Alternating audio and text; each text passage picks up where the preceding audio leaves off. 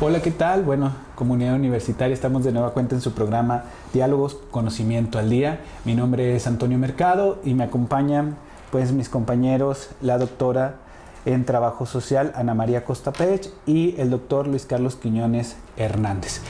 Pues bueno, les platico un poquito acerca de lo que va a estar tratando el programa del día de hoy, titulado Análisis Histórico y Político y Epistémico de la Nueva Escuela Mexicana. Ya tenemos una serie de programas ya realizados.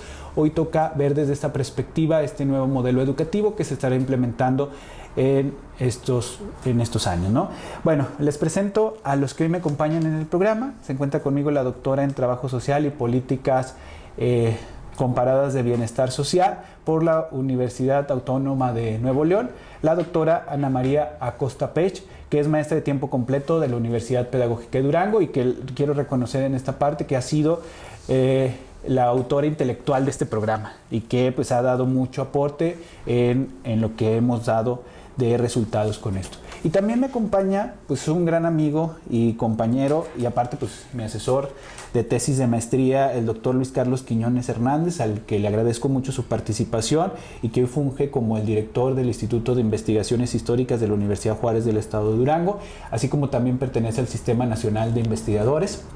Le voy a platicar un poco acerca del currículum. Él es doctor en Historia por la Universidad Autónoma de Zacatecas, maestro en Historiografía de México por la Universidad Autónoma Metropolitana de Azcapotzalco, maestría en Planeación y Desarrollo Educativo por la BICENET y la Dirección de Relaciones Internacionales de la Organización de los Estados Americanos. Es licenciado en Educación Media por la Escuela Normal Superior de Durango y carrera de profesor de educación primaria en la Escuela Normal del Estado de Durango. Quiero también presentarles uno de los libros de muchos que ha hecho que tiene que ver con las escuelas de primeras letras de Durango, el siglo XIX.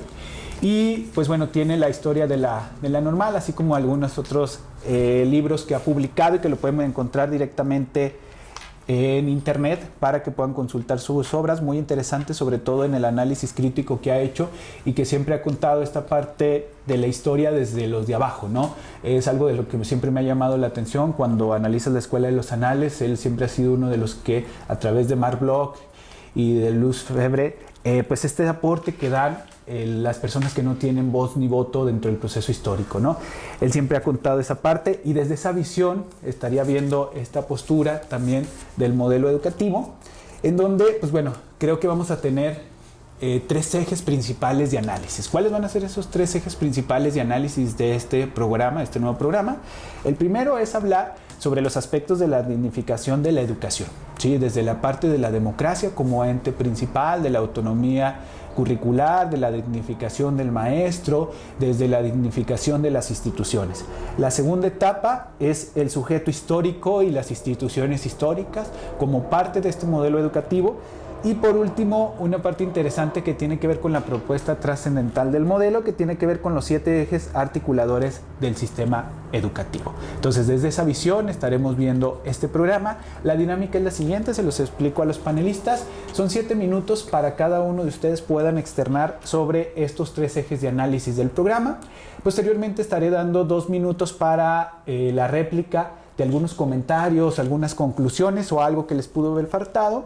Y al final de estos 3 temas estaremos concluyendo en cómo se puede aplicar o qué sugerencias podemos dar al trabajo de este nuevo modelo educativo de la escuela mexicana, ¿no? Entonces, bueno, pues ni más, vamos a iniciar desde esta visión que hoy tenemos del análisis histórico, político y epistémico de la nueva escuela mexicana con el primer tópico del programa. Pues bueno, doctora, quisiera que nos hablara sobre la parte de la dignificación de la educación. ¿Cómo ve usted este término epistémico desde la dignificación de la educación en este nuevo modelo educativo? Bueno, gracias, maestro. Buenos días a todos, a todas, a todes. En primer lugar, agradezco a Toño y agradezco a quien nos escucha o nos ve a través de las redes de la Universidad Pedagógica de Durango. Yo quiero contextualizar un poco este trabajo, esta iniciativa académica que se llama Diálogos, Conocimiento al Día, como un espacio de reflexión, de crítica, básicamente no es tanto del modelo educativo actual o que se piensa implementar. Este modelo se concreta en un marco curricular para la educación básica, eso es lo que nos interesa principalmente.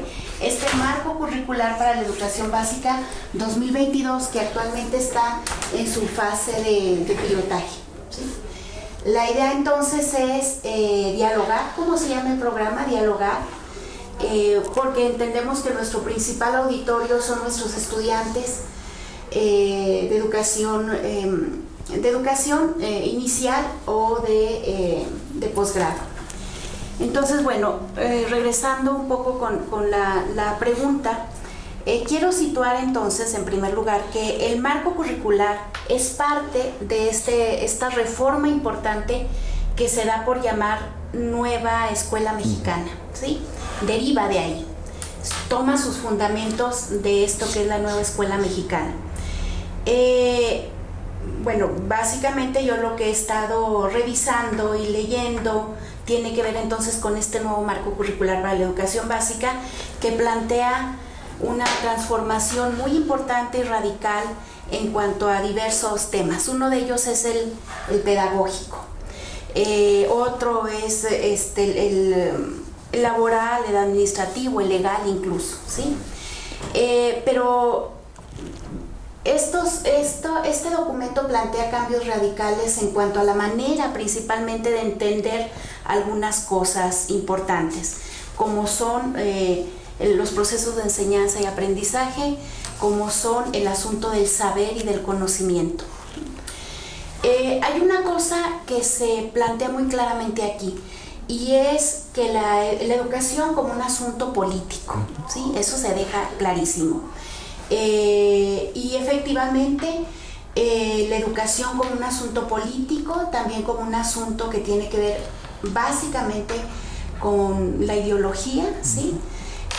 Algo que creo yo no se había reconocido en otros tan abiertamente, porque como he dicho siempre, la ideología es como algo que todos tenemos, pero que no lo detectamos muy bien. Es como el sudor, digo yo, lo detectamos a veces en los otros, pero en nosotros, en uno propio no lo detectan. Entonces, efectivamente, aquí se plantea muy claramente este asunto de la educación como un asunto político, como un asunto problemático completamente, ¿no? Se hace un diagnóstico de algunas que plantean algunos problemas importantes, y principalmente hay otro asunto que se plantea muy claramente, se plantea como las bases epistemológicas. Estoy hablando del marco curricular para la educación básica, no del documento que habla de los principios de la Nueva Escuela Mexicana.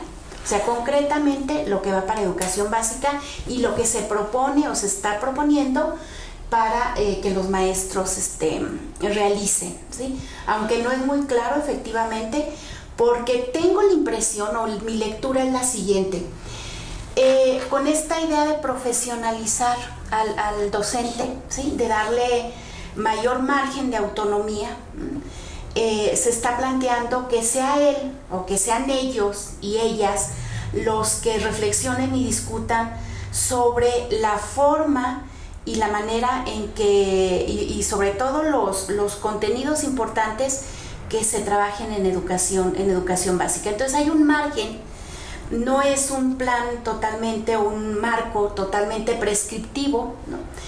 Entonces se plantea este asunto de la profesionalización, ¿no? de autonomía profesional. Antes era autonomía curricular, ahora es autonomía profesional. Y bueno, eso en cierto sentido dignifica también a la figura del docente. Otro asunto importante que me parece que hay que resaltar de entrada y que me viene a la mente de la lectura que yo hago es el planteamiento claro de las bases epistemológicas en que se sustenta este marco curricular. Tiene que ver con, ellos plantean el asunto de las teorías, epistemologías descoloniales, epistemologías del sur, veo por ahí también tintes de teorías feministas, ¿sí? lo cual, bueno, ahí está claramente. Es complejo, me parece, por supuesto que como implica un cambio de pensamiento radical acerca de algunas cosas que suceden, o de la mayoría de las cosas que suceden en la escuela, bueno, va a dar de mucho que hablar. No se puede hablar de manera tan simple y tan reducida de este marco curricular, mucho menos de los principios o todo lo que lo sustenta, que es la nueva escuela mexicana. Bueno, creo que mi participación hasta aquí iría en esta ronda. Este asunto de la dignificación, bueno, es un asunto complejísimo, ¿no? Pero me parece que va muy relacionado a un concepto que yo veo atrás de todo esto entre líneas, que tiene que ver con la justicia cognitiva. Y bueno, ese es un concepto que si alcanza el tiempo podríamos discutir. Hay algo interesante lo que plantea la doctora Ana María Costa Pech, que tiene que ver con esos aspectos de la justicia, ¿no? Y aparte de la justicia cognitiva, también el modelo establece una cuestión de una justicia social en la parte de la dignificación de la persona como ente formado en estas instituciones, y la otra tiene que ver con las cuestiones de derechos humanos. Doctor, específicamente estos aspectos de dignificación de las personas, del derecho humano, y un término muy interesante que tiene que ver con la responsabilidad del individuo, que es algo que a mí me llama la atención en esos aspectos, porque dentro de la dignificación de la persona entra dos términos que son fundamentales: un nuevo ciudadano, como lo mencionó ahorita la doctora Ana María, hay un aspecto ideológico político y un aspecto de emancipación. ¿Considera usted que estos aspectos conllevan a una dignificación en el nuevo modelo educativo como ellos lo pretenden? Bueno, primero que nada, buenos días a todos, a todas las personas que nos ven, al doctor Antonio Mercado, que nos conocemos desde mucho tiempo, por la invitación, y a la doctora Ana María, que nos acompaña esta mañana. Gracias por estar aquí con nosotros en esta su casa.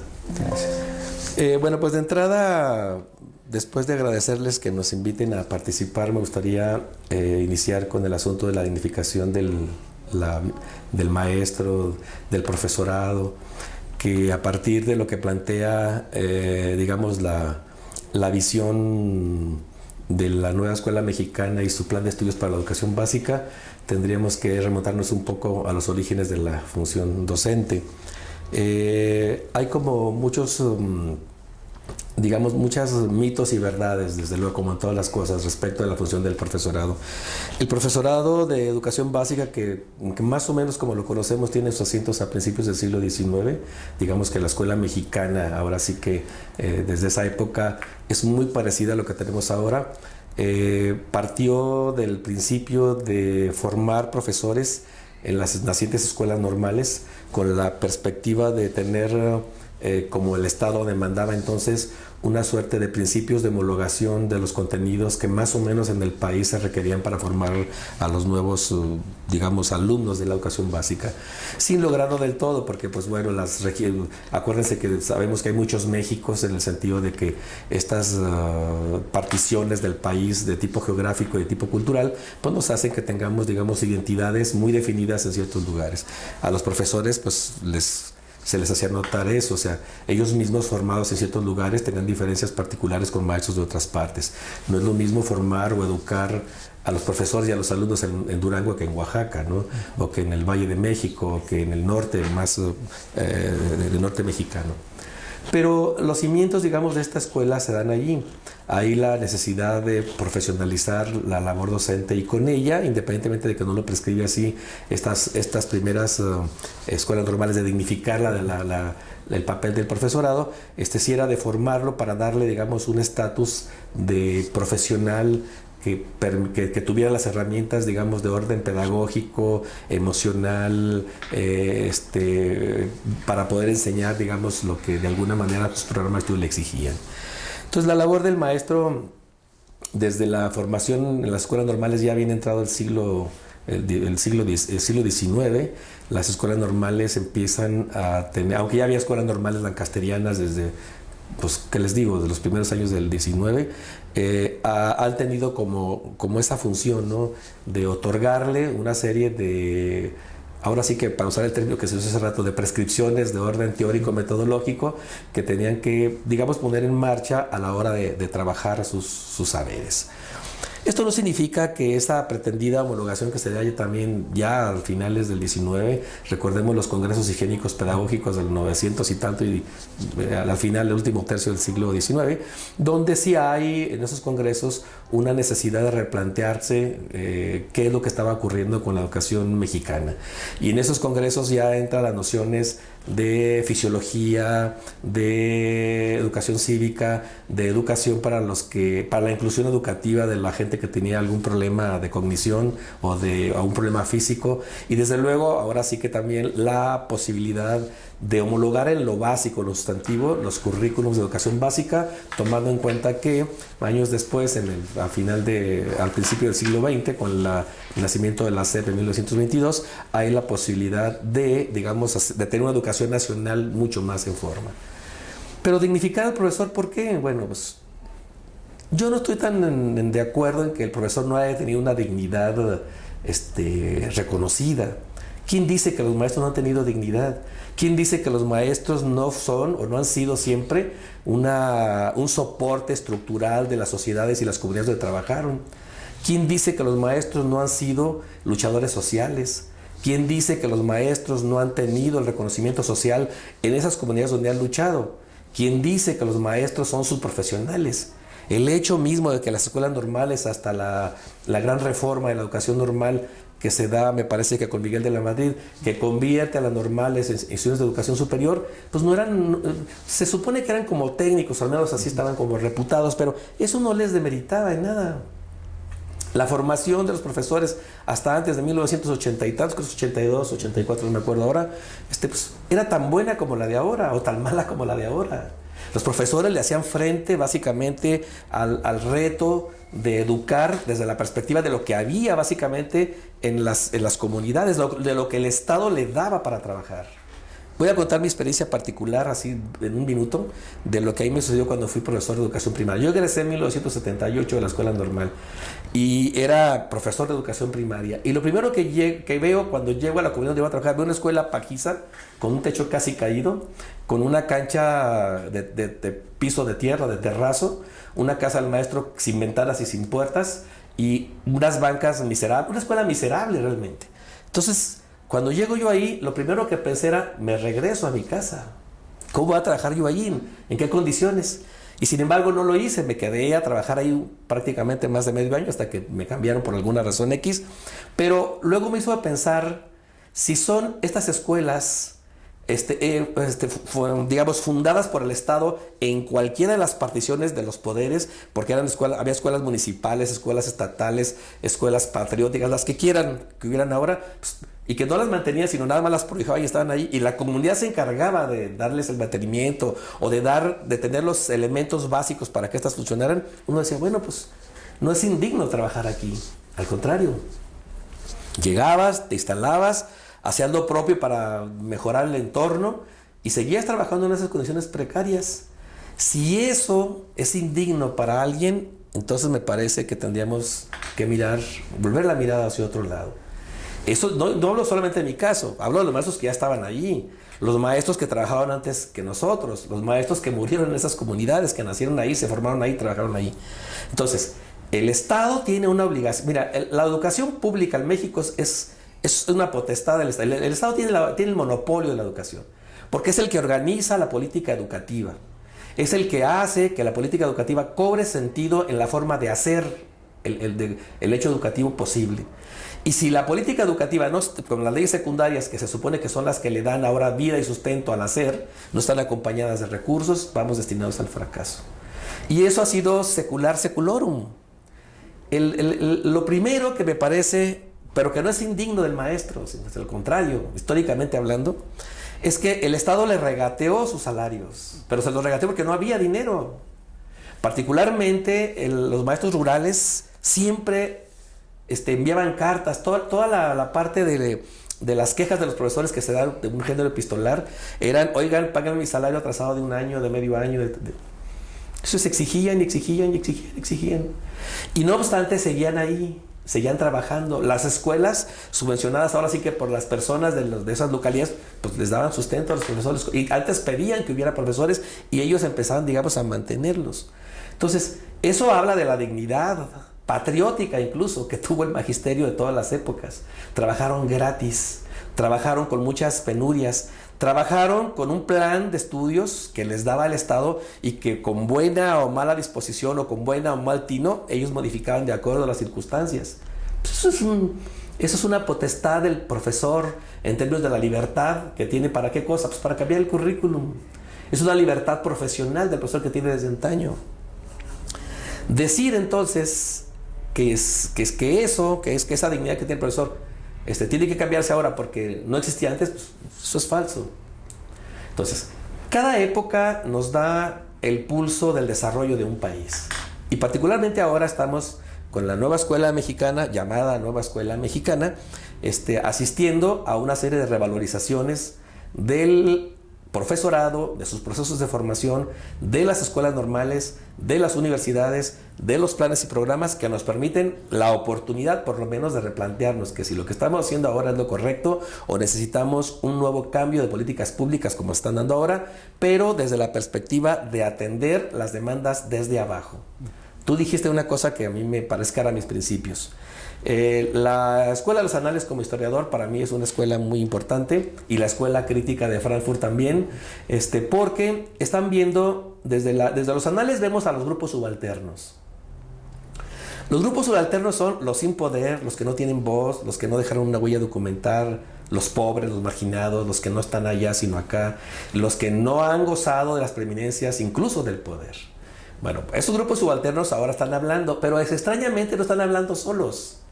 Están hablando ahora incluso por interlocutores que tienen el Estado. Es una cosa extraña, sin embargo es válida. ¿Por qué? Porque eso le da justamente al Estado la posibilidad de ser justamente el hacedor de una política que pueda otra vez darle a aquellos que no tuvieron lo que deberían tener. Y yo no estaría tan de acuerdo en que hay que darles la dignificación, que no tienen dignidad los profesores, la han tenido todo el tiempo, y si alguien se la ha regateado no es precisamente porque estos no hayan hecho la labor histórica para la que tuvieron acceso. Yo diría pues entonces ahorita que esta dignificación también se quiso dar en 1984, con la reforma que les dio a las normales la posibilidad de hacer escuelas profesionales, porque decían es que te quedas como técnico, no tienes el número de conocimiento, pues te hago licenciado en...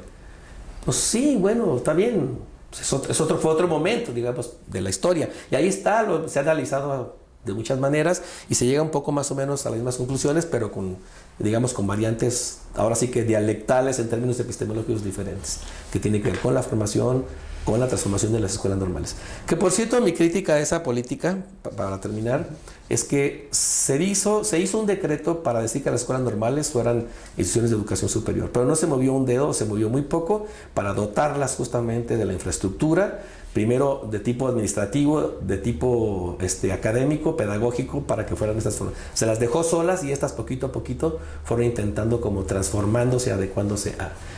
Para un botón de muestra, recién apenas los profesores de las normales están intentando entrar a los programas de PRODEP, del Sistema Nacional de Investigadores, en la formación de investigadores, ¿no? De profesionalizar sus plantas de profesores. Entonces, pero así ha funcionado este país, o sea, hay la política a veces, y las políticas públicas tardan en descender, tienen problemas para descender hacia abajo, y los tienen desde la perspectiva de que casi nunca hay recursos para ello. Entonces, el maestro es digno siempre, lo ha sido siempre, y yo incluso me atrevo a decir que es un luchador social por excelencia. Muy bien, muchas gracias, doctor. Bueno, en esta parte y continuando con la siguiente, el módulo de los 2 minutos que vamos a tener para la réplica de esta misma temática, comentar en esta parte, hemos escuchado ya 2 posturas en estos aspectos de la diversidad de conceptos que tenemos, y le cedo la palabra a la doctora Ana María Costapech sobre esta parte de refutación o de algunas conclusiones del tema del diálogo. Sale adelante, de doctora. Diálogo. Muy bien. Sí, efectivamente, una de las cosas que se plantean en el marco curricular, que es como un poco más la concreción de eso que está a nivel retórico y a nivel muy general en estos documentos de la nueva escuela mexicana. En el marco curricular para la educación básica se hace mucho énfasis en el asunto de la diversidad, en el reconocimiento de la diversidad, ¿no? de la diversidad sexual, de la diversidad étnica, de la diversidad lingüística, de la diversidad de capacidades, de la diversidad por edades incluso, y se pone en el centro incluso como primer eje rector, como primer fundamento para decidir contenidos, para decidir proyectos, porque ese es a nivel digamos pedagógico didáctico, se insiste mucho en el trabajo por proyectos, ¿no? Por esta idea de no segmentar el conocimiento, no segmentar el saber, que por supuesto se escucha fácil, pero no lo es. Implica un reto importante, no quiere decir que sea imposible tampoco, por supuesto. En esta idea entonces lo diverso en el centro y la comunidad en el centro. Me parece que esos son dos puntos, aspectos importantes. También con esta idea de darle batalla al individualismo, ¿no? Al individualismo, al egocentrismo, al etnocentrismo.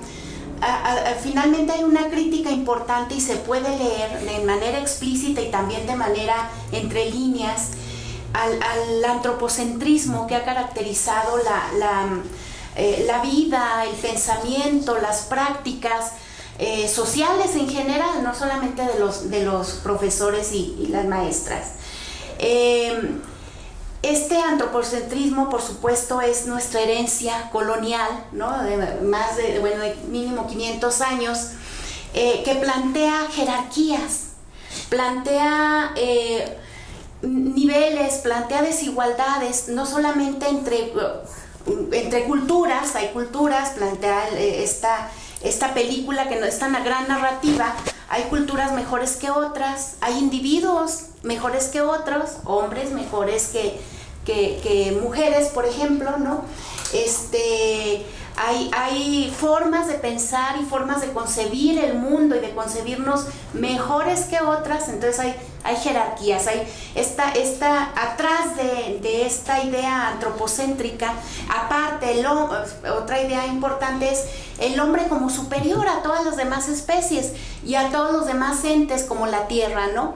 Entonces toda esta idea nos hace ser, actuar de una manera individualista completamente, de una manera aislada, ¿no? Entonces veo atrás también un fundamento de una pedagogía relacional o una epistemología relacional, o sea, no somos uno, tampoco somos lo mismo, habrá que crear que somos, pero nos encontramos juntos, convergiendo, y no solamente entre nosotros, sino se plantea en otros textos la madre tierra, ¿no? La naturaleza, que desde, digamos, la lógica colonial, pues implica también una relación muy diferente. Hemos establecido una relación muy diferente con la naturaleza, como un recurso explotable, un recurso para nuestro beneficio, ¿no?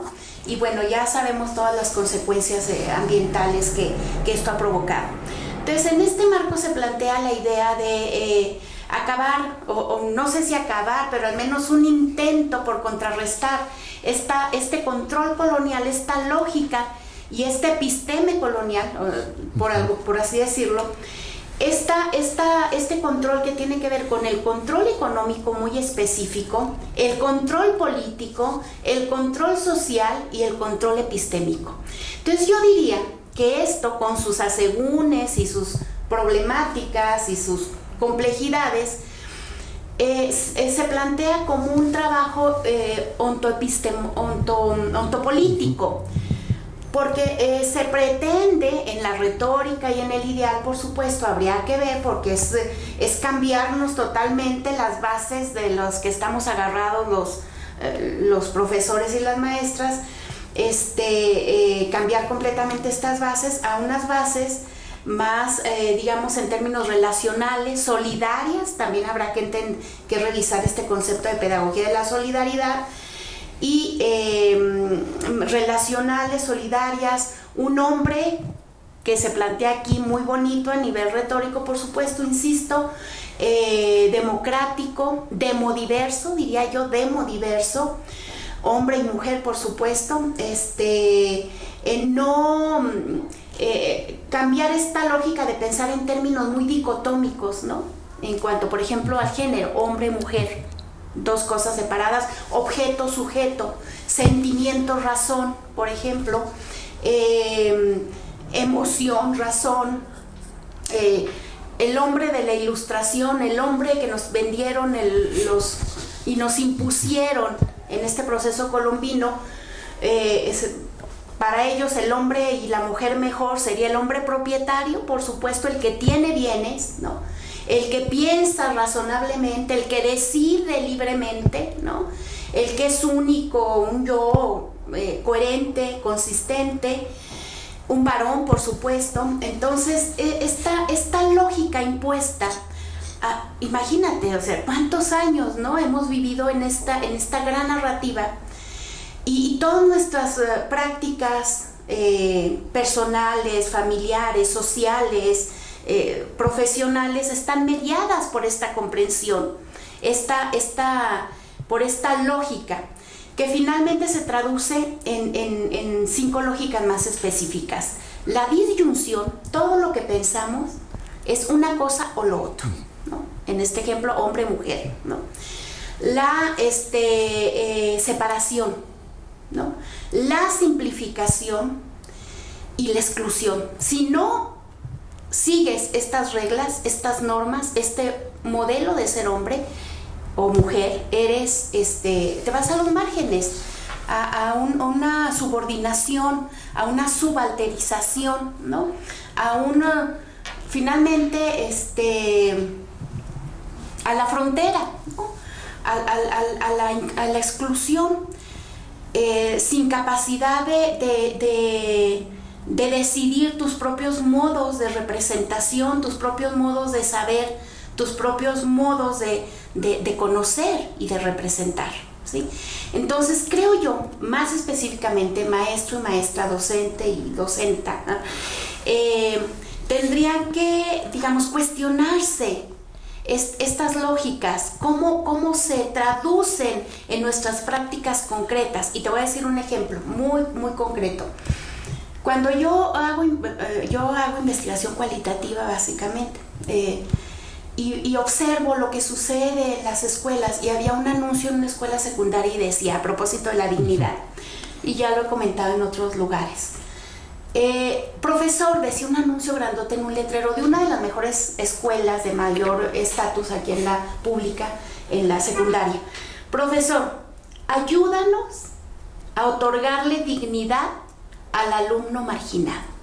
Atentamente, programa de tutorías escolares. Por supuesto, el autor es un autor colectivo, es un autor que quién sabe quién sea el programa de tutorías escolares. Ahí, en este cartel, ¿no?, hay toda una semiosis que demuestra esta lógica de estas formas de pensar, de jerarquizar, de categorizar, ¿no?, que han traído experiencias no vitales, empobrecimiento existencial en los centros escolares. Entonces, lo que hace el plan, me parece, el marco curricular especialmente en su documento, plantea reconocer la diversidad, no para asimilarla, y aquí tiene que ver este concepto de justicia cognitiva, sino para reconocer la diversidad de saberes no mayores ni menores que otros, o sea, en menor asimetría, ¿sí?, en mayor igualdad. No solamente reconocer los saberes, sino las formas de conocer. Lo que pasa es que hemos estado hay un imperialismo cognitivo, diría yo, o un imperialismo de nuestras maneras de pensar, impuesto, por supuesto, aunque ya no lo aplaudimos incluso, por parte de la psicología cognitiva o la psicología del desarrollo, ¿no? Y hace tanto ruido que no vemos nada más. Entonces, la idea esta en plan, no sé cómo se vaya a concretar, sería interesante como un asunto de investigación, cómo se asimila, qué tanto de lo viejo permanece, qué complejidades hay a la hora porque esto implica movernos del lugar completamente, deslocalizarnos, ¿no? Desagarrarnos del mástil que teníamos, es lo que veo yo que se pretende o que se comienza a pretender. Y bueno, esta idea de movernos, de conmovernos, y de plantear otras formas de hacer, y de no solamente formas de hacer, lo atrás está formas de pensarnos, ¿no? Entre paréntesis. Esta parte me recuerda mucho a un aspecto, doctor, que tiene que ver con ese ciudadano crítico que se quiere formar, pero para formar ese ciudadano crítico necesita tener antecedentes filosóficos, ideológicos, históricos. Y entonces ahí es donde recuerdo yo mucho unas obras que hemos podido analizar, por ejemplo la de O'Gorman con esta construcción de América, la cuestión de Octavio Paz con el laberinto de la soledad y esa reconstrucción del mexicano o esas deficiencias que puede tener el mexicano, y aunado a ello a una cuestión también que podemos leer entre letras con esta educación latinoamericana, ¿no? Apegados al sur, con el libro de las venas abiertas de América Latina de Eduardo Galeano, ¿no? Entonces ahí es interesante ver cómo nosotros podríamos construir o deconstruir o quitar ese poscolonialismo que se ha venido teniendo desde hace muchos años, desde que los españoles nos invaden, y que en estas obras que le menciono se van analizando. Pero ¿cómo le hacemos nosotros para que el maestro pueda entender ese tipo de procesos? Porque ahí es donde entraría esta cuestión de poder conjuntar y discriminar lo que está mal de los modelos anteriores a la transformación real de la sociedad, ¿no? Sí, bueno, yo sí celebro que, que este modelo y el plan contemplen la diversidad como el reconocimiento del otro. Pero no solo es el reconocimiento del otro, es el respeto por el otro, los otros, los muchos otros que hay. Y esos otros que están allí deben tener libertad para sentirse, percibirse y ser como ellos quieran. Pero nunca imponer esa razón a los otros que también piensan de otro modo. Entonces, el respeto mutuo, la diversidad, me parece, es el elemento central de una cosa que se puede llamar la convivencia pacífica entre las personas. Pero también es cierto que en esa otredad hay aspectos que deben ser, digamos, considerados. Yo siempre he pensado que yo he sido una persona crítica y he estado muchas veces, por muchas circunstancias personales de mi vida académica, básicamente en la heterodoxia, donde está la mayoría de los marginados, por cierto. Porque la ortodoxia, como ya se dijo aquí, pues que puede ser colonial, poscolonial, como ustedes quieran llamar, pues ahí está. Pero también si hablamos de eso, tenemos que hablar que hay otros que son también el Estado. Y nosotros somos el otro del Estado. El Estado estaría obligado en todos los momentos, sea colonial, poscolonial, contemporáneo y de la tesitura política que ustedes quieran. El Estado está obligado también a realizar procesos de interlocución con sus ciudadanos desde la perspectiva del respeto por el otro. Es decir, si estamos hablando de que tenemos el lastre terrible de la colonización española, pero va de colonización a colonización. Hay también colonizaciones internas. El Estado coloniza políticamente a sus ciudadanos. Y ahora, digamos que desde el gobierno federal hay, por ejemplo, muchas posturas un poco extrañas que tienen que ver, por ejemplo, ¿por qué no reconocerle los derechos a las mujeres desde el gobierno federal? ¿Por qué les ponen una valla en el palacio con el cuento de que van a quemar, van a tirar la Puerta Mariana? Pues reconózcanle sus derechos, reconozcan su proceso de interlocución, reconozcan que existen, que tienen demandas, que las están ese tipo de cosas. Entonces, no reconocérselas es ponerles una valla, cuando el mundo necesita que las vallas no existan. Entonces, pues, por eso digo, va de colonizaciones a colonizaciones. Es cierto, estamos sacudiéndonos el lastre de un colonialismo que nos dio ser lo que somos, porque pues tampoco podemos negar lo que somos. Pero también es cierto que hubo siempre muchas resistencias a esos tipos de colonialismo. Entonces, el asunto, por ejemplo, de que la diversidad sea entendida como en el contexto de una justicia social, pues entonces tenemos que decir que la justicia social es para todos todo. Es decir, entendida como que todos tenemos derechos y obligaciones, estamos obligados por la Constitución a que nos tutele, digamos, la forma de ser en el individual y lo colectivo. Y eso no tendría distingos entre unos y otros, unas y otras, unas y otras. ¿Sí? ¿Sí? Entonces, pero sí a veces vemos que la realidad no se comparte con la teoría, con la letra, que a veces es letra muerta de la política pública. Entonces, en este libro que les presenté hace ratito, que se llama La educación femenina en el siglo XIX duranguense, siglo XIX y XX, lo que hago es analizar el discurso político que sobre las mujeres se establecieron en materia educativa en el gobierno municipal, el gobierno estatal, el gobierno nacional. Y luego, a partir de ahí, establecer un análisis que permita decir cómo es que las mujeres encontraron sectores o puntos de partida para la emancipación de esa visión colonial que es muy estamental. O sea, pues tampoco la inventé yo, ni usted, ni tú. O sea, ya estaba cuando nosotros vivimos. Pues por eso digo, el mundo no se inventó ayer. El que queramos cambiar estructuras añejas es correcto. Que queramos hacer que esas estructuras no opriman más a los ya de por sí oprimidos es correcto. Entonces, creo que el modelo y el plan están propugnando para eso. Es decir, buscar el reconocimiento de la diversidad como elementos que tienen que ser atendidos desde la perspectiva de la atención educativa que les tenemos que dar. La diversidad exige, ya lo dijimos, el reconocimiento del otro, la alteridad. El otro está allí, tiene derechos, piensa diferente que yo, pero está allí e igualmente merece respeto. Pero esa alteridad debe estar acompañada, en el caso de este plan, de hechos concretos.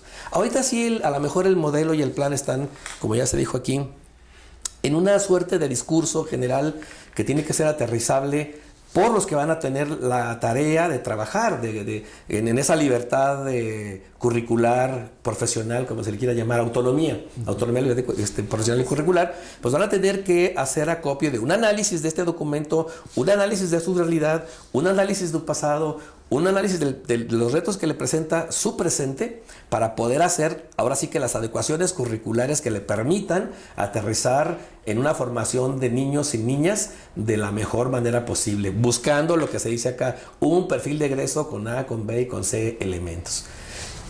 Sin embargo, también hay que decir que la atención a la diversidad no es una cosa nueva en México. La atención a la diversidad se ha venido dando también desde siempre. Vuelvo a insistir, en los congresos higiénicos pedagógicos educativos que se dieron a finales del 19 y los primeros años, creo que fue el de 902, fue el último, está la atención a la diversidad.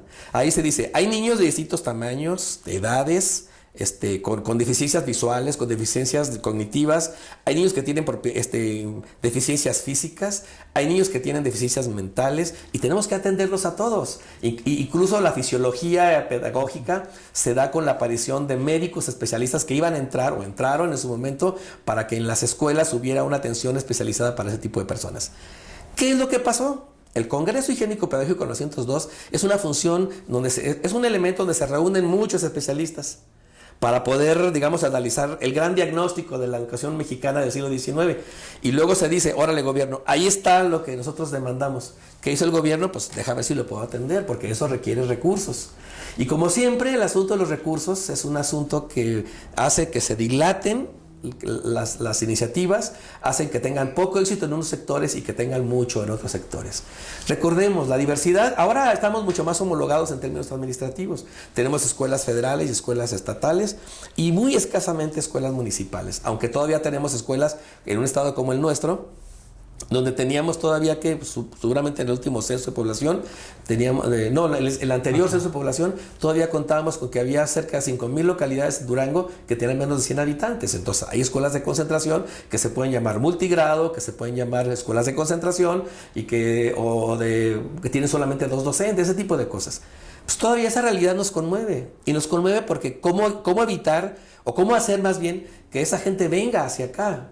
Entonces, ¿qué es lo que haces? Pues llevas a tus maestros para allá. Y los maestros lo que hacen es trabajar con lo que el Estado te da. Estoy hablando de los, digamos, elementos técnicos, pedagógicos que te da. Y entonces eso hace que si este modelo les introyecta a los profesores un sentimiento de responsabilidad nuevo, que les imponga la razón de que el centro es el alumno, sobre ese centro trabajamos. Que también es una idea viejísima, eso de que el alumno en el centro. O sea, en realidad estamos como reciclando muchas de las teorías pedagógicas que se dio en el siglo XIX y XX, norteamericano, europeo, mexicano. Pues hay muchos autores mexicanos. Aquí por ejemplo, en el plan yo veo muchas ideas de Díaz Barriga que son ampliamente conocidas por muchos de nosotros y que efectivamente son buenas. La cosa es cómo ponerlas en práctica. Entonces, yo terminaré esta pequeña introducción, esta pequeña participación diciendo: el gobierno federal tiene una gran responsabilidad respecto de cómo hacer posible esta política pública.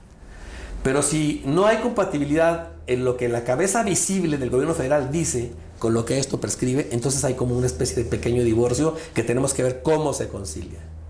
Si yo no puedo ver a un sector, sino nada más a otro, pues entonces estoy en contra de lo que estoy diciendo. ¿Dónde está entonces la equidad entre los grupos que debe haber? O sea, yo no puedo tener, por ejemplo, como entidad superior del gobierno, enemigos de ningún tipo. Los tiene de todos tipos, no los puedo tener, al menos no declaradamente, en el sentido de que pues yo gobierno para todos. Por ejemplo, ¿cómo van a trabajar las escuelas privadas? Que pues van a trabajar con este mismo modelo, ni modo que trabajen con otro, porque si no las validaciones y la acreditación no se da, y de eso no se habla aquí. ¿Cómo van a hacer la gestión de sus currículums en esas escuelas? O sea, les van a decir, no, pues ustedes no, nomás nosotros. Yo creo que no. La democracia es eso. La democracia no se agota en la urna cuando vamos a votar. La democracia es un proceso social que construye justamente ciudadanía.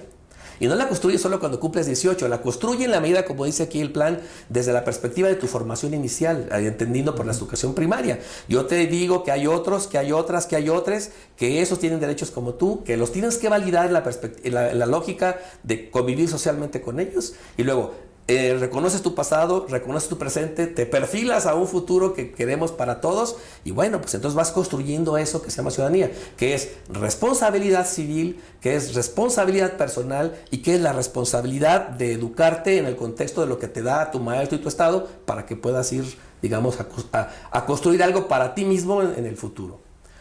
Esa parte, bueno, me adelanto un poquito, pero las claves kantianas acerca de la historicidad, que son la noción de tiempo y espacio, esas las conocemos también desde hace 10.000 años, bueno, desde Kant para acá. Sí. Y conocemos que las claves de tiempo y espacio están determinando la permanencia de un sujeto en un lugar y le condicionan su visión también del mundo, porque su pasado no lo puede borrar de un plumazo. Pues, ¿cómo borras tú el pasado si el pasado está allí? Que hay interpretaciones diferentes, pues sí.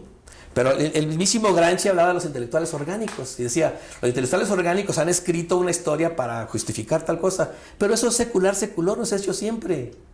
Si yo, gobernante, te contrato a ti porque eres mi intelectual orgánico, pues tú vas a decir las cosas que yo quiero que digas, digo, entre comillas, pero a lo mejor lo de contratos dicen una cosa que no conviene.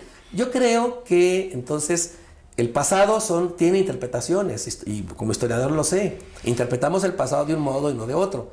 Pero curiosamente acabo yo de escribir para un artículo que se llama El movimiento estudiantil normalista de 1971, que es un movimiento olvidado. Acabo de decir ahí que el pasado siempre nos condena, siempre vuelve de una manera u otra, el personal, el colectivo, el institucional, y nos condena para bien o para mal, o sea, siempre vuelve.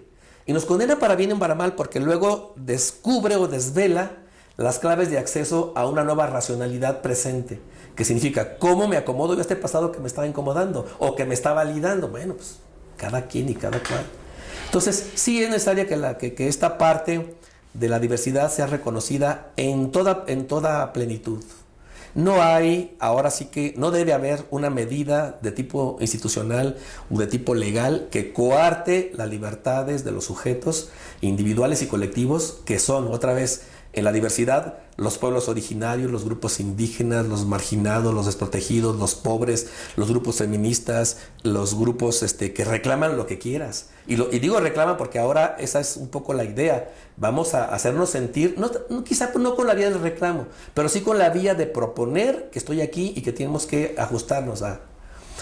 Termino diciendo con Foucault, que en un librito que se llama...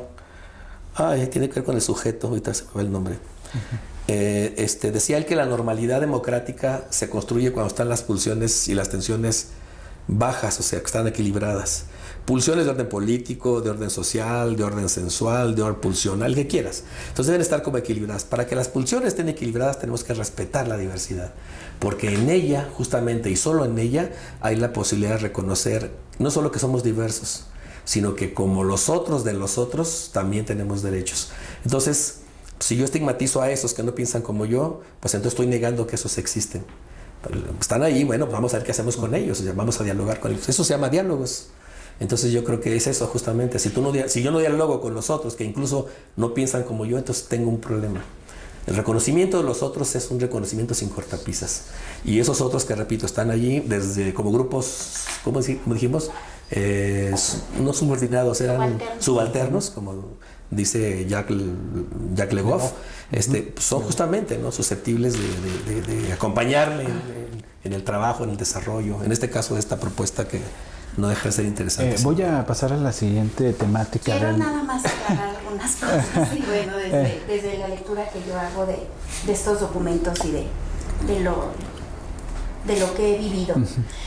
El marco curricular no plantea esta idea del alumno en el centro, plantea la comunidad en el centro, y esa es una gran diferencia. Habrá que ver cómo se aterriza esto, ¿verdad? Pero así como se entendió en algún tiempo la idea del alumno en el centro del aprendizaje, seguramente se puede entender la idea de la comunidad en el centro, ¿sí? Ese es un punto. Otro aspecto. Efectivamente, la atención a la diversidad, ¿cuánto no tiene, no? Muchísimo, siempre ha estado ahí. Pero ¿cómo ha estado? ¿Sí? Habría que preguntarse quién reconoce a quién, para qué o desde dónde se reconoce a quién. Digo, yo estuve en educación especial, ese fue mi origen laboral, por así decirlo, como asesor técnico pedagógico en mis inicios profesionales, y había en las aulas diversas, ¿no? Y en las aulas diversas, el aula de la diversidad o aula inclusiva, y se sacaban los niños al aula inclusiva, o sea, los niños que tenían ya un diagnóstico de déficit por hiperactividad o de atención o Asperger o autismo o dificultades para aprender o dificultades conductuales, etcétera. Se sacaban los niños y se llamaba aula inclusiva, ¿no? Entonces, por supuesto que ha habido. ¿Desde cuándo está este asunto de la atención a la diversidad? El asunto es cómo. El asunto es quién. Es para integrar, para asimilar, para decir que se está haciendo inclusivo, ¿no? Entonces sí habría que ser muy reflexivo en estos asuntos, y desde el ejercicio y la práctica docente habría que detenernos a estos modelos hegemónicos que no son neutrales para nada, ¿no? Y que no nos damos cuenta porque son inconscientes. Alguien los ha llamado el paradigma occidental, ¿no? Este paradigma inconsciente, autovalidado, ¿no? Que defendemos y aplaudimos incluso, ¿sí? Entonces, eso quería decir. También esto de reconocer a los sectores, sí, pero hubo mucho tiempo que no se reconoció solamente a un sector, al sector empresarial, a la clase media para arriba, incluyéndome como clase media, digamos, pero a la mayoría. Tenemos más de la mitad de los niños, sus familias están en pobreza. ¿Algo quiere decir que estamos haciendo mal? No. Algo quiere decir, muchos niños y niñas y adolescentes y muchachas no tienen las competencias o las habilidades mínimas para seguir aprendiendo, ¿no? Entonces, creo yo que este marco plantea este asunto de la comunidad al centro, del aprendizaje significativo como tiene que ver con la experiencia vital, recuperar la experiencia vital del estudiante. El estudiante se le abstrae completamente de su situación, de su contexto, de su propia subalternización, ¿no? Incluso cómo hablamos de él como el adolescente, en una cultura también muy adultocéntrica, ¿sí? Entonces, Eso quiero plantear. También esta idea del, aprendizaje significativo. ¿Qué estamos considerando como aprendizaje significativo? Que tendría que estar relacionado con el contexto vital del estudiante. Esta idea de la inclusión, un replanteamiento, incluso yo celebro esta propuesta de desaparecer la educación especial como departamento, como un pegadito a la educación regular, no como una subárea de la educación regular. Entonces, si esto se va a implementar, seguramente la educación especial como departamento, como área alterna, pegada de la educación regular u ordinaria, como a veces se llama, va a desaparecer. Y veremos, porque hay fuerzas, hay intereses, hay muchas problemáticas para que esto pueda pasar, pero ojalá. El asunto también de, recuperar el contexto de en la práctica educativa, trabajar en base a proyectos, en esta idea que ya dije de integrar el conocimiento, de no fragmentar, ¿no? El docente tiene una doble fractura, por así decirlo, ¿no? Por un lado, tiene su propio relato, su propia gran narrativa de su disciplina académica, ¿no? Totalmente embuido, saturado o muy saturado de la psicología cognitiva, de la gran historia, del gran relato de la psicología cognitiva, ¿no? De base piagetiana. Y luego, esa es una gran hendidura, digamos, un gran reto que hay que deconstruir, ¿no? No es la única versión del desarrollo, ni es la mejor. A lo mejor hay otras, mejor para quién, diríamos. Y luego, forma parte de una cultura, ¿no? De una cultura y con sus propios saberes, con sus propios presupuestos, con sus propias representaciones e imaginarios, que a veces es muy diferente a la cultura, al grupo étnico, por ejemplo, o lingüístico del estudiante. Entonces, habría que trastocar, habría que deconstruir, habría que reflexionar sobre esto. No podemos construir, no podemos formar intelectualmente a un estudiante, que por cierto, también la lógica colonial nos dice que hay una separación entre el trabajo manual y el trabajo intelectual. Y aquí se plantea, porque yo oía en una entrevista a una maestra que decía, es que esto es pura filosofía. Ay, qué bueno, Dios mío, bravo, ¿no? Es pura ideología. Pues todo tiene ideología, nada más que una está veladita por ahí, pero fomenta, ayuda a ciertos intereses. Quedamos que no es neutral, nada es neutral aquí. ¿A quién ha favorecido todo lo que se ha hecho en el pasado? Habría que preguntarse, porque si no, no habría tanta desigualdad, ¿no? Entonces, esto era importante, me parece yo, la lectura que yo hago en este apretado momento y de tiempo. Y otra cosa que quiero también, con esto termino esta parte.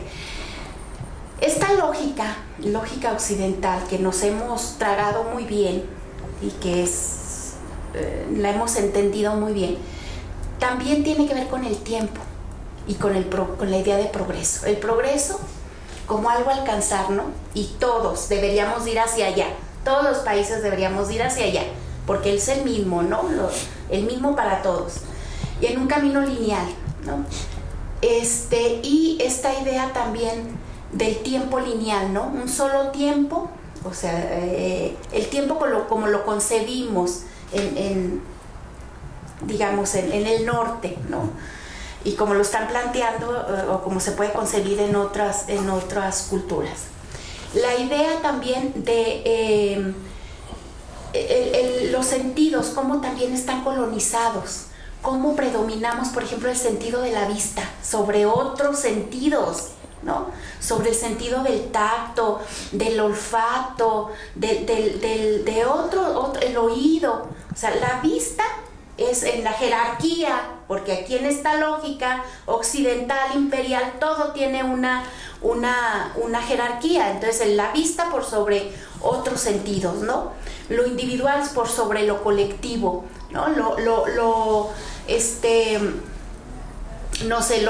la razón sobre la emoción, ¿no? Entonces, ¿Qué ha provocado todo esto? ¿Qué tipos, yo diría, de empobrecimientos existenciales, qué tipo de experiencias vitales ha provocado estas formas de pensar, de ser, de concebirnos, ¿no? Por supuesto que, insisto, hay todo un reto, pero yo creo que si maestros, maestras, pudiéramos pensar en eso, no habría estos anuncios en las secundarias, ¿no? El maestro que cree que puede otorgar dignidad, y no dignidad a cualquiera, la dignidad asociada al alumno marginado, ¿sí? Al alumno marginado. Entonces, ¿qué está entendiendo por dignidad? ¿Quién es el digno y quién no es, no? Entonces hay toda una lógica también de clasificación, de binarismo, de segregación y de subordinación, pero habría que ver. Yo digo, una máquina dañada, haciendo una metáfora mecanicista, una máquina tan dañada como epistemológicamente, ¿podría tratar de componer otra máquina o de arreglar? Yo diría, habría que pensar, me parece, en los cómo, ¿no? En los cómo sería importante, y ahí son vitales supervisores, asesores técnicos pedagógicos, pero si algo de esto se logra hacer en la realidad, porque aquí hay que pensar también en el asunto de la interseccionalidad, y tiene que ver con que todos estos imperialismos, todas estas lógicas de control y dominio van juntas. O sea, la de clase social, la de género, la de etnia, es un nudo, es un lazo bien unido que no se puede decir se derrumbó otra y una no, ¿no? Entonces sí implica todo un desafío. Bueno, continuando con esta parte... ¿Me dejas hacer un comentario, verdad? Sí, doctor, adelante. Yo con mucho respeto oigo lo que dice la doctora, pero parece que nací ayer yo. O sea, yo no olí, no toqué, no vi, no viví. Mi pobreza existencial dimana del gringo, del yanqui o de la no emancipación del Estado para ser nosotros. Yo creo que también ahí hay un asunto en el que teníamos que tener un poco de cuidado. Otra vez, insisto, este país no nació ayer, ni nació en el año 2000, en el 2020, no nació ayer. Tiene sus muchas variables dialectales en el terreno de lo social y de lo humano. Y desde ahí, aprovechar lo que tiene de bueno me parece grandioso. Pero también creo que estaríamos un poco como sesgando la visión del mundo desde la perspectiva de satanizar, digamos, aquello que para unos no sirve y para otros sí. Y entiendo que esa es la política. Entonces, la política es así, ¿no? La política es una forma, bueno, iba a decir una frase coloquial, pero no la puedo decir aquí ahora. Pero la política es básicamente una forma de ver el mundo desde la perspectiva de factores de orden ideológico y de control político que determinan la ruta de la actuación de los que tienen la hegemonía en el momento determinado. Pero lo interesante de esto es que ojalá no estemos, a mí me parece interesante el plan que ahorita está en un asunto descriptivo, que tiene que, dice aquí, partir desde los contenidos, los saberes, los propósitos, los campos, los ejes que articulan hasta llegar al perfil de egreso. Espero que no sea una moda sexenal, que tenga que ver o que se acabe justamente cuando alguien pierda o gane el poder. Porque si no estaríamos repitiendo exactamente lo mismo de siempre. Hemos tenido muchas reformas. Yo pienso que la gran reforma de 71-72, que son como un parteaguas que se dieron para la educación básica en México, devino en muchas otras reformas que estructuralmente no cambiaron lo sustantivo, la forma de trabajar a los maestros, ni la forma de introyectar contenidos o decirles así la cosa y no de otro modo. Pero si pensemos, habría que pensar, porque nos han dicho que hay que pensar en el futuro, pero pensemos que en 24 haya una continuidad política por lo menos de 6 años, yo no creo que tengamos lo mismo. La verdad es que no. Igual, aunque el partido hegemónico, que ni modo, fíjense, es curioso, tenemos que llamar a la hora al partido hegemónico como ellos llaman a los anteriores. Y no estoy en contra del poder, estoy diciendo solamente que ellos llaman eso, son lo mismo. O sea, eso de que no somos iguales es un mito. El partido hegemónico ahora va a querer perpetuarse otros 6 años. Esperaríamos que este modelo se hiciera presente y estuviera vigente y estuviera, digamos, digerido por profesores, entendido y lo que fuera posible. Suponga que durara otros 6 años, pues a lo mejor el control de esto vendría a lo mejor un tercer periodo y lo dijera, es que la hegemonía de esto que ya nos dijeron que es así, debe cambiar. Es más, eso es lo que va a pasar, porque siempre ha pasado así. La historia nos ha enseñado muchas cosas y nos ha dejado de enseñar otras. Pero la historia no nos enseña, por ejemplo, a no cometer los mismos errores. Eso es mentira. La historia son interpretaciones del pasado que nos dicen cómo fue, desde la perspectiva de los grandes o de los pequeños investigadores. Ahí está. Pero no nos ha enseñado para decir, no hagas esto porque esto en el pasado estuvo mal. Es mentira eso. Las personas, las instituciones y el Estado van a hacer lo que tengan que hacer en función de su circunstancia vital del momento, vinculados al entorno, porque no estamos solos. Eso de, estamos hablando de aperturas y encerrarnos adentro es una contradicción. O sea, pues, el mundo es global ahora y no lo inventó el mundo neoliberal, o sea, eso es una falacia. El mundo es abierto por naturaleza, siempre lo ha sido, es más. Que las formas de dominación determinen una forma de ver es otra cosa. Pero la apertura del mundo está ahí, entonces si no nos abrimos al mundo, pues tenemos ahí un conflicto. Incluso el plan dice en muchas partes, porque lo repite como 20 veces, dice que hay que ir de lo particular a lo concreto y de lo abstracto a lo general. Pues sí, vamos desde nosotros hacia el mundo. Entonces yo creo que esa es la visión. Pero entonces, sí, yo no creo que hayamos nacido ayer. Yo creo que, yo fui, seguramente como ya a lo mejor soy el más grande aquí de ustedes, pero yo me siento perfectamente formado por mis profesores de primaria. Mis profesores de primaria me enseñaban a pensar, me enseñaban a dibujar. Tuvimos salidas al campo y olíamos las flores. Las metíamos en papel y las coleccionábamos y las clasificábamos. Degustábamos cosas que nosotros mismos hacíamos y que comparábamos con el famoso desayuno escolar que nos sabía no muy bien y cosas de ese tipo. O sea, entonces, entiendo que ahora las situaciones son diferentes, pero esas diferencias no son de grado, no son de tipo, son de grado. Entonces, si la política viera realmente esto, tendría que ser más consecuente con sus actos, repito, en lo macro, para que en lo micro pudieran verse de una manera más consecuente. Yo insisto en el punto, los profesores van a asimilar esto, lo están asimilando porque hay una prueba piloto. Yo he podido hablar con un par de ellos, por lo menos con un par, que tienen una prueba piloto y me dicen, ¿sabe qué? Estoy perdido porque no hay yo cómo entrarle, a pesar de que hay unas indicaciones por ahí por ver.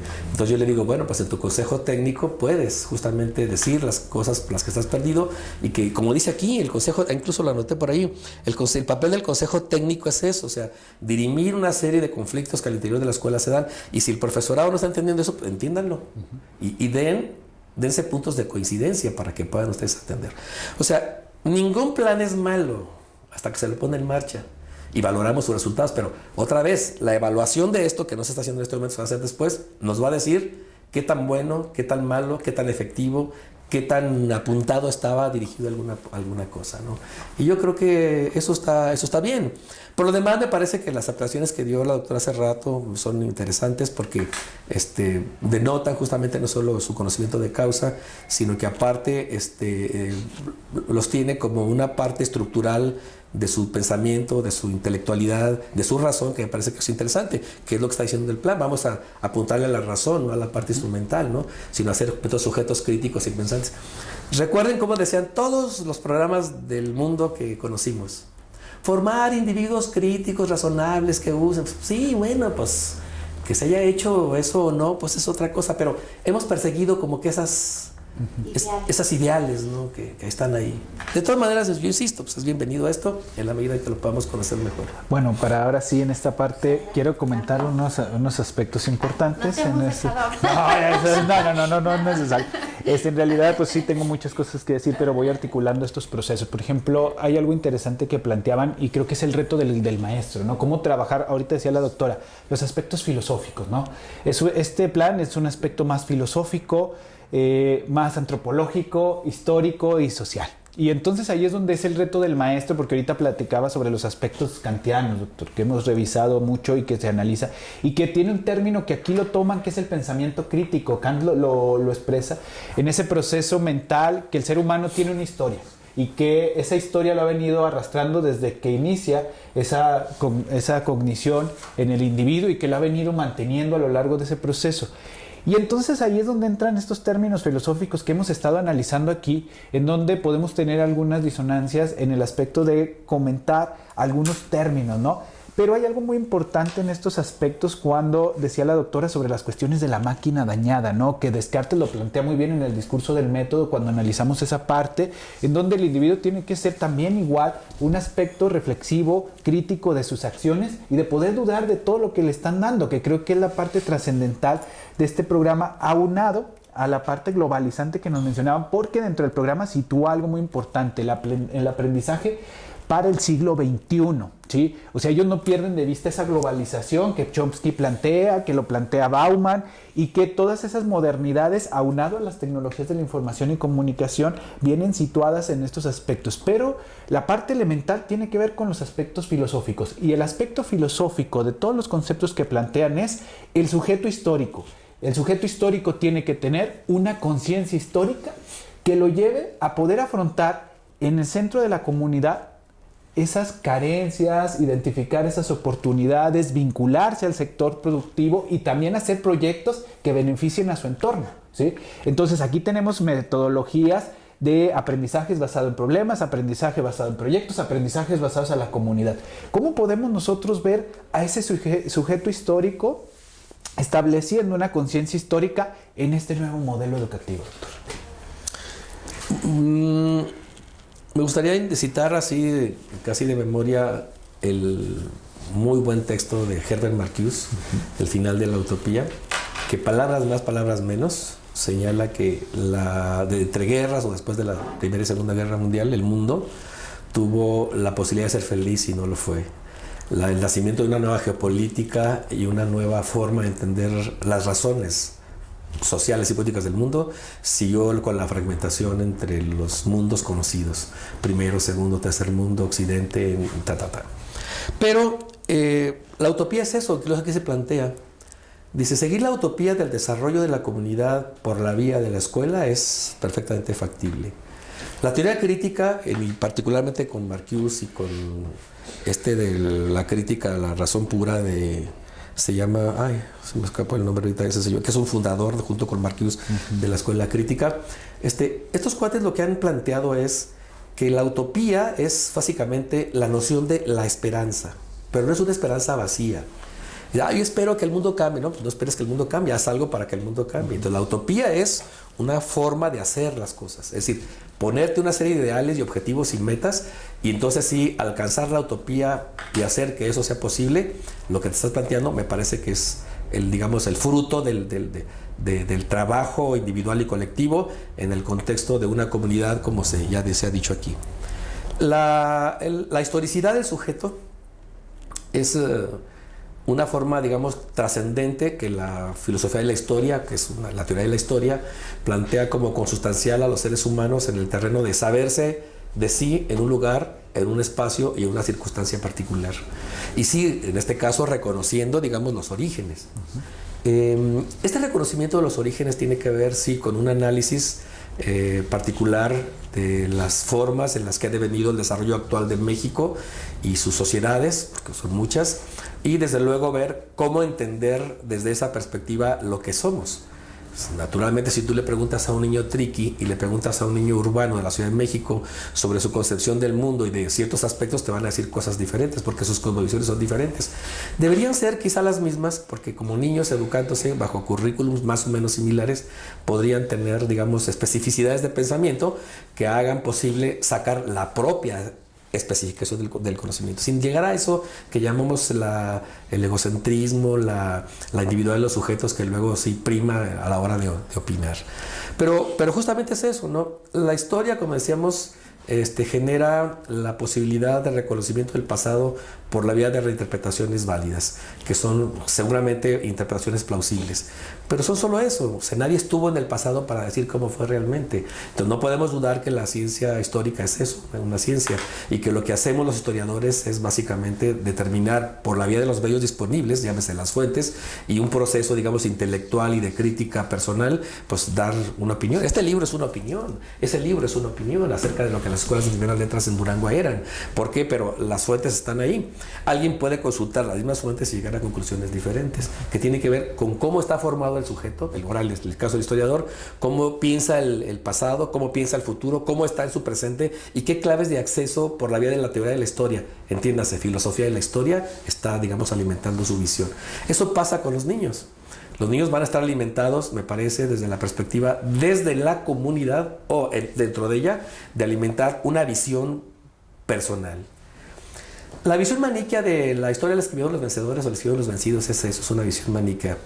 Recordemos que hay, por ejemplo, visiones desde los pobres, ofendidos, por ejemplo, la visión de las casas, pues es una visión encomiástica, ¿no? de la historia mexicana. Las casas es un defensor no solo del mundo indígena mexicano, sino es un defensor de su idiosincrasia, de su cultura. Y uno diría, no, pues es que las casas están muy lejos. Pues sí, las casas están tan cerca de nosotros porque tenemos una cantidad enorme de pueblos originarios que están reivindicando no solo sus derechos y luchando por eso, sino buscando las formas de expresarse. Asistimos estos días a la presentación del libro de Cintia, por cierto, que es el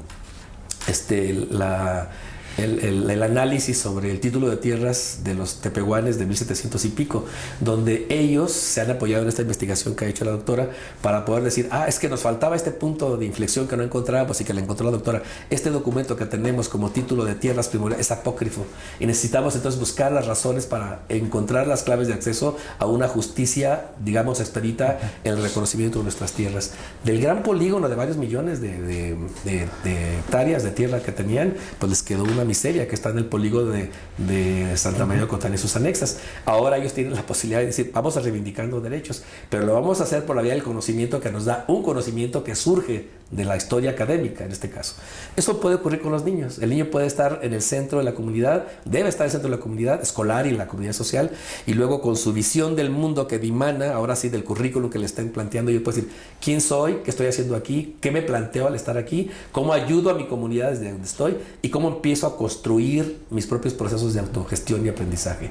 Y yo creo que ese es el punto, digamos, toral de este asunto. Sí creo que cuando se hace una propuesta tiene muchas críticas. Esta es una propuesta que ya está, digamos, validada por la vía, digamos, jurídica. Pero las críticas dimanan de las dudas que hay sobre su viabilidad técnica. Y esa viabilidad técnica se va a poder ver cuando termine el periodo de prueba, que es en la parte piloto. Las autoridades de la materia van a entrar, van a analizar qué pasó con eso. Podrán hacer ahora sí algunas recomendaciones acerca de cómo ver este asunto. Y entonces sí creo que estaríamos en condiciones ya de que los profesores conozcan ya de manera más general la propuesta y finalmente podrían tener hacer como suya una propuesta mucho más inteligible. A mí me extraña, por ejemplo, yo no sé, pues duda, si los profesores que están formándose en las normales conocen este documento.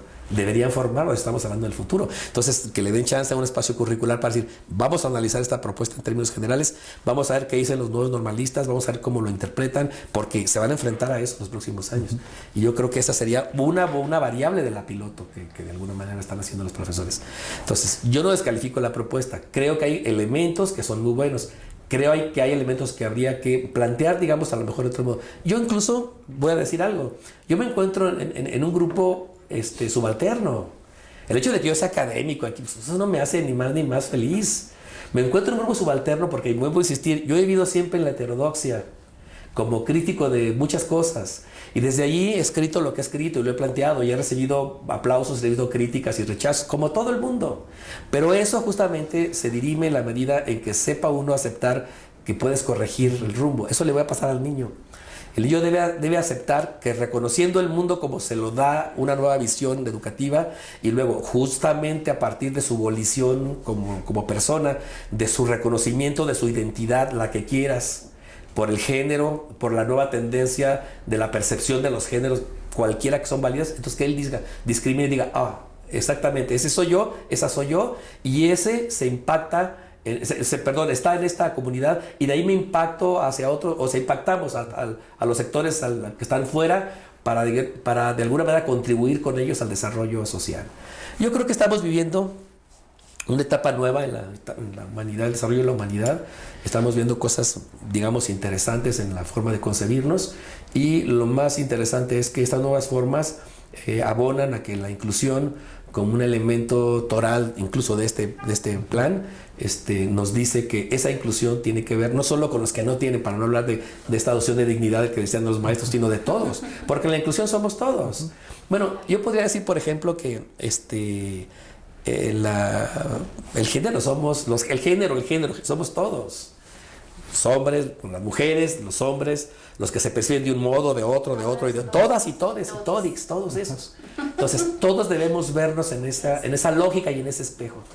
En una lógica de respeto, pero que permita que si tú eres todix y yo soy todos, nos respetemos para ser uno y otro. Y eso garantizaría una convivencia pacífica. Aquí hay un planteamiento interesante, dice, que además lo acabamos de plantear en el nuevo modelo universitario que acabamos de validar por junta directiva, que me tocó participar ahí, te pude ver ahí los créditos. La noción de vivir juntos es eso. La noción de aprender a vivir juntos es la tolerancia, el respeto, el reconocimiento del otro y la ayuda mutua por la vía del trabajo comunitario. Entonces, eso quiere decir que eso se puede hacer, si lo vamos a hacer en la universidad para enseñar a los alumnos a formarse de esa manera, perfectamente en esta propuesta. Y yo creo que desde ahí, de ese nuevo modelo, estamos metidos en eso. Sí. Estamos en el famoso modelo autagógico, ¿no? Estamos en esa pichada. Y lo más interesante, pues, es que, yo insisto, por más resistencias que pueda tener, que es natural además, un modelo va a terminar imponiéndose por 3 razones. La primera, porque es una política de Estado. No hay quien la mueva a menos que llegue otro y la quite. 2, es una política educativa que está paulatinamente caminando en su proceso de socialización y reconocimiento por los profesores. Y 3, después de la prueba piloto va a haber modificaciones que sí creo que van a darse y van a finalmente a abonar, a concretar la propuesta de una manera más efectiva. Y eso es lo que me parece que le daría un verdadero sustento a algo que ya los profesores podrían asimilar de una mejor manera y sentirlo propio. Yo no puedo hacer mío lo que no conozco. Tú me dices, pues haz tuyo, sí, pues espera, pues déjalo conozco, ¿no? Y entonces hacerlo mío supone que yo compagine con eso, que me identifique y que esas premisas que están ahí propuestas de orden de reflexión filosófica, epistémica, política y aún ideológica deban ser como mi bandera para que yo pueda establecer con esta libertad curricular, con esa autonomía curricular y esa autonomía profesional, poder, digamos, plantear desde mi perspectiva ciertos contenidos, ¿no? Una cosa complicada, pero pues igual creo que se puede hacer. Yo terminé diciendo que sí, efectivamente, esto está a nivel indicativo todavía. Cuando ya venga una propuesta, digamos, ya más en concreto, que a lo mejor que le diga al profesor, mira, a partir de esto tú puedes hacer esto, o haz esto, no sé cómo se llame ahora, pero interpretado desde acá, entonces el maestro podía de alguna manera ya empezar a trabajar. Las partes de la evaluación también tendrían que ser cotejadas por los profesores. La evaluación es un punto de referencia, ni modo, pero no entre para competir entre alumnos. Es un punto de referencia para que el profesor pueda acreditar al sujeto. Y desde esa perspectiva, digamos, aséptica política, pues tenemos que darles desde aquí una forma para que haga ese proceso de evaluación. Si alguien me dice, es que tienen que pasar todos, acreditarse todos, bueno, pues es una decisión de alguien que así lo prescribe. Yo a lo mejor pienso de una manera diferente, pero esa manera diferente no se contrapone tampoco a este principio, ¿no? Sino necesariamente a validar, sí, saberes, competencias, habilidades, conocimientos, proyectos, estrategias personales de desarrollo y estrategias comunitarias para eso, ¿no? Entonces sí creo que hay buenas vibras y buenas cosas que son rescatables. Muy bien. Pues bueno, doctora, ¿qué considera? Cerraremos en esta parte. Sí, ¿verdad? ¿Cómo vamos? Sí, ya llevamos. Lo que quisiera es nada más así de manera rápida que habláramos sobre esta visión que tiene el sujeto histórico y luego damos la conclusión del tema, ¿no? ¿Cómo ve usted esta perspectiva de manera rápida? Y luego ya concluimos con todo el apartado. Ya ahí. Híjole, me la pusiste difícil porque el sujeto histórico no es mi campo, el asunto de la historia. Pero antes de abonar a esa idea, yo coincido en muchas apreciaciones y también en muchas experiencias con Luis Carlos. Yo también fui una niña, que se crió en una escuela. Mis padres eran maestros de educación básica y todos mis primeros años, hasta 6º año, yo vivía en una escuela, en una comunidad rural. Y la comunidad era la escuela y la escuela no había una distinción tan tajante. De hecho, los niños iban en la tarde y estábamos los hijos de los maestros y los niños de la localidad jugando. Así aprendí también. Entonces, con un padre, un papá maestro que traía toda la tradición de la escuela, digamos, de la formación de la escuela de la Normal de Aguilera, maestro rural propiamente, y una mamá que venía de un entorno urbano totalmente, ¿no? de Mérida, Yucatán. Entonces, en mí confluyen todas esas puntos de vista, ideas, aspiraciones, expectativas muy diversas, pero fue importantísimo esa experiencia en mi formación, en mi vida, de haber pasado mis primeros años de vida precisamente viviendo adentro de la escuela, ¿no? Adentro de la escuela. Entonces, si bien no soy maestra de carrera, ¿no? Porque mi experiencia ha sido siempre en el nivel superior, sí tengo nociones, sí he visto de alguna manera estos procesos, cómo han ido cambiando, cómo se han ido reconstituyéndose, modificándose, y cómo ha habido una separación tajante entre lo de afuera y lo de adentro, ¿no? Por un lado. Por otro lado, este asunto del sujeto crítico, me parece, ¿no? Esta formación que se pretende de un sujeto crítico, de un trabajo intelectual, para reflexionar sobre nuestra propia localización, sobre nuestros propios acondicionamientos, que tampoco creo que son 100%, estamos como en libertad condicional, yo digo, somos un sujeto medio en libertad, ¿no? En una libertad condicional, no tan con la estructura arriba de nosotros, ¿no? En ese sentido, sí es posible reflexionar sobre cosas y hacer cambios en un margen de libertad. Y el margen, o lo que nos están proponiendo aquí en el marco curricular para la educación básica, es conformar un nuevo sujeto, un sujeto que sea crítico, que sea reflexivo de su situación, de su localización, de sus múltiples opresiones, porque alguien que no las reconoce, ¿no? Alguien que no las ha vivido, aunque yo me imagino, yo no he vivido un montón, he vivido la de ser mujer, por ejemplo, ¿no? La de ser rural. Yo estaba, por ejemplo, en un doctorado donde todo el mundo venía de la Ciudad de México y de Monterrey. Yo era la pueblerina, junto con, aparte, la jerarquía entre disciplinas y profesiones. Yo era trabajadora social, no era politóloga, no era socióloga, no era historiadora, ¿sí me explico? Entonces, sí he vivido opresiones, pero no he vivido, por ejemplo, las opresiones que vive una niña que es chicana, por ejemplo, o una mujer que es chicana, lesbiana, pobre, indígena, ¿no?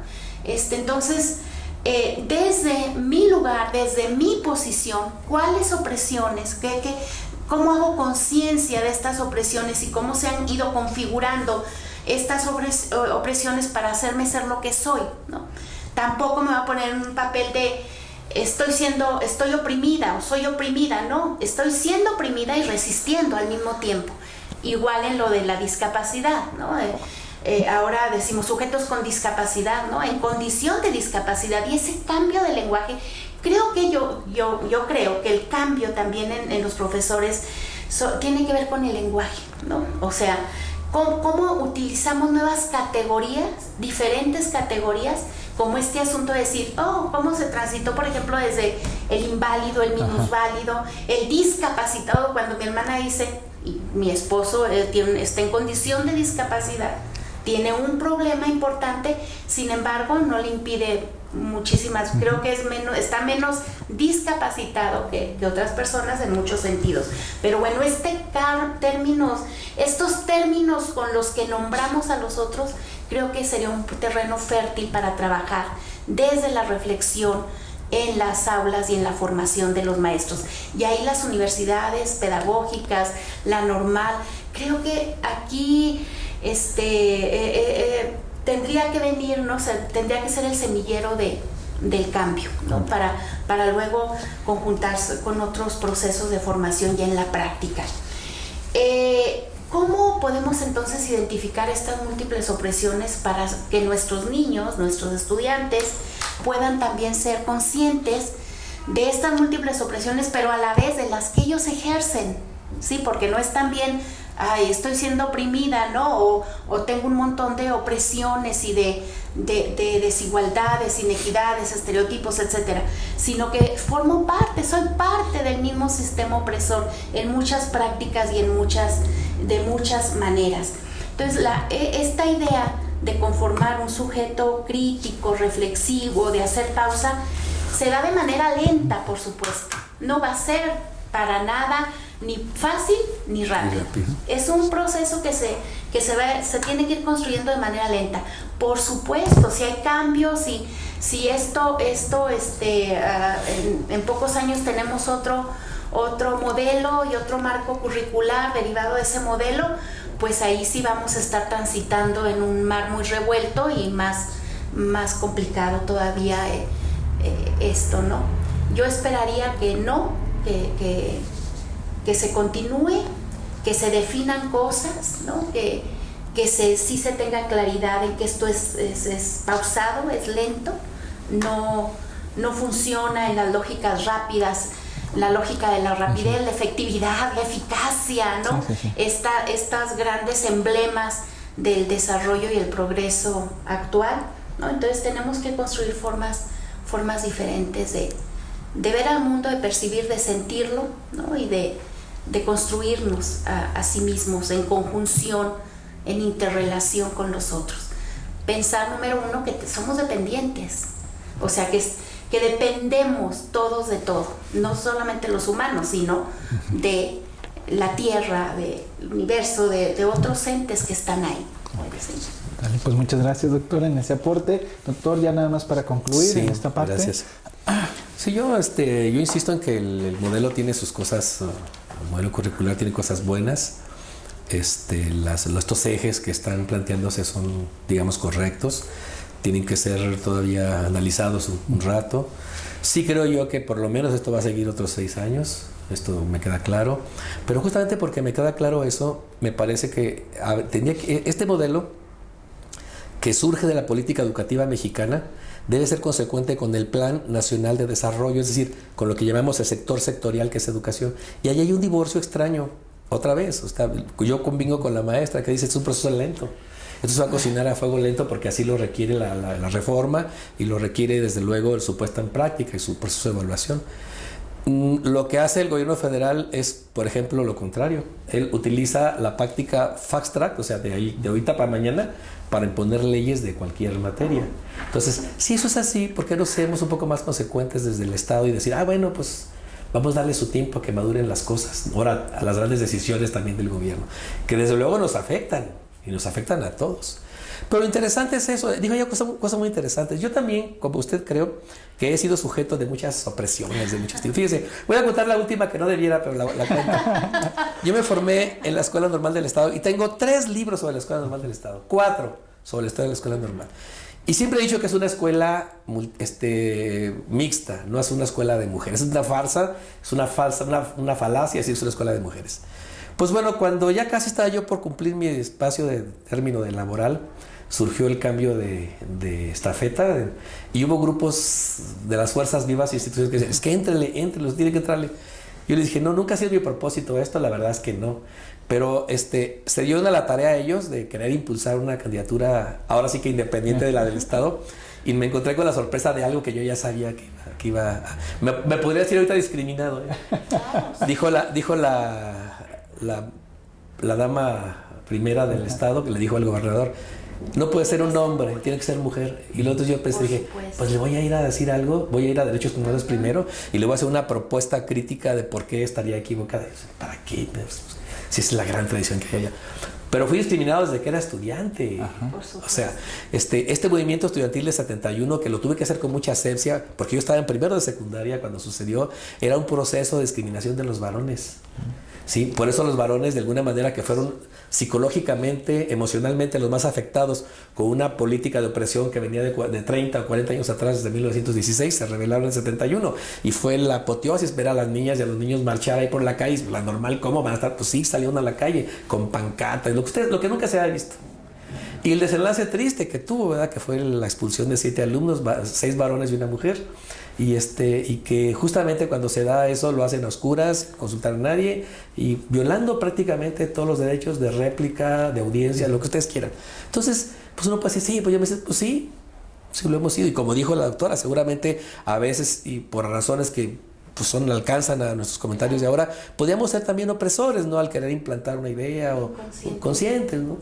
Pero lo interesante sí es esto. Yo sí creo, y con eso son mis palabras finales, creo que este marco curricular nuevo y su eventual aplicación ya formal sí va a durar por lo menos 6 años más 8, porque tenemos todavía 2 que le deparan al gobierno federal. Tiempo ahora sí que es suficiente como para poder tener los primeros frutos. Y esos primeros frutos que nos digan, órale, efectivamente, los alumnos en el contexto de una comunidad y en el contexto de un marco curricular nuevo están produciendo estos resultados. Alumnos críticos que reconozcan la dignidad de los otros, la otredad, que reconozcan que su función, su talante democrático está determinado básicamente por la libertad que lo deja el modelo y que le permita además asumirse como un sujeto que puede gestionar y transformar la sociedad. Eso es válido. Y esto pues lo vamos a seguir, lo vamos a ver en los próximos meses. Pues bueno, pues muchas gracias. No me queda más que agradecerle a toda la audiencia que está viendo este programa, que en realidad discutimos muchas cosas interesantes y que quedan pendientes muchas más, ¿no? Pero es normal en este modelo, en esta propuesta. Me despido de ustedes, mi nombre es Antonio Mercado y pues despido a mis compañeros, el doctor Luis Carlos Quiñones, muchas gracias, y la doctora Ana María Costa Pecho. Nos vemos en su próximo programa. Ana María, un saludo cordial y mi aprecio, también Antonio, también de muchos años. Gracias. Gracias.